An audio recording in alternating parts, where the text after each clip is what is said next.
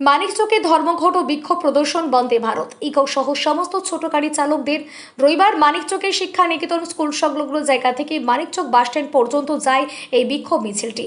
তাদের অভিযোগ, বিগত শনিবার মালদহের আইটিআই মোড়ে বেশ কিছু বাস চালক এই ছোট গাড়ি চালকদের মারধর ও গাড়ি ভাঙচুর করে। কোন রকম গাড়ি ছেড়ে প্রাণে বাঁচে তারা পালিয়ে যায়। এই ঘটনার প্রতিবাদে রবিবারে বিক্ষোভ মিছিলটি হয়। তাদের দাবি, পরিবহন দপ্তরের নিয়ম অনুযায়ী গাড়ি চালাচ্ছেন কারা, তাদের গাড়ির নাম্বার প্লেট থেকে শুরু করে ইন্স্যুরেন্স সমস্ত কিছু প্রদান করা হবে, তারপরেও কেন তাদের অবৈধ বলা হচ্ছে, এই বিষয়টির প্রতিবাদ জানান তারা। এই ঘটনার পরিপ্রেক্ষিতে ইতিমধ্যেই মানিকচকের বিধায়ক গৌরচন্দ্র মণ্ডলের দ্বারস্থ হয়েছেন তারা।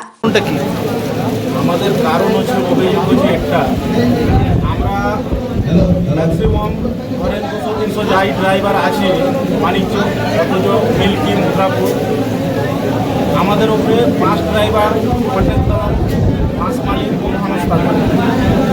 কালকে সকাল যখন আমরা গাড়ি নিয়ে বের হই, প্যাসেঞ্জার নামিয়ে আইটি মোড়ে যখন দাঁড়ায়, কিছু বলা না শোনা, ওরা মোটামুটি 150 লোক, বাস ড্রাইভার থেকে প্রশাসন ছিল না, বাস ড্রাইভার থেকে, কন্ট্রাক্টর থেকে, অথচ ড্রাইভার থেকে আমাদের এসে কিছু বলা না শোনা এসে আমাদের অটোর সামনের কাজ, অটো ভাঙচুর করে, কাজ ভাঙে, অথচ ড্রাইভার অটো ড্রাইভারকে মারধর করে, চাবি ছিনিয়ে নেয়।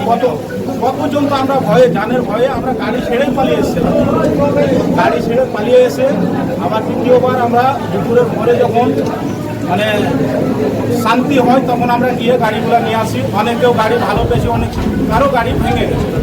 ওটা জ্বলন্ত প্রমাণ আছে, আমাদের গাড়ি দেখাতে পারবো আমরা যেগুলো গাড়ি আমাদের ভেঙেছে।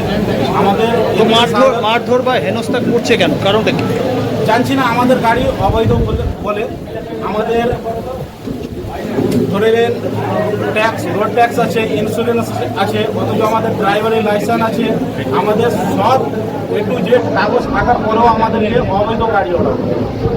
আমাদের সঙ্গে এত দুর্ব্যবহার করে আমরা অনেক কিছুই বরদাস্ত করে আছি। আমরা রাস্তাতে চলি, বাস ড্রাইভার গিয়ে ফাঁকা আছে, কোনো সাইডে কিছু নাই, তবু আমাদের দিকে গাড়ি ঢুকিয়ে দেয়। কতজন আমরা জানের ভয়ে কন্ট্রোল আমরা অনেকই করি, কতজন কন্ট্রোল না করতে পেরে গাড়ি পাল্টি করে দেয়, মানে খালে নামিয়ে দেয়, গাড্ডাতে নামিয়ে দেয়।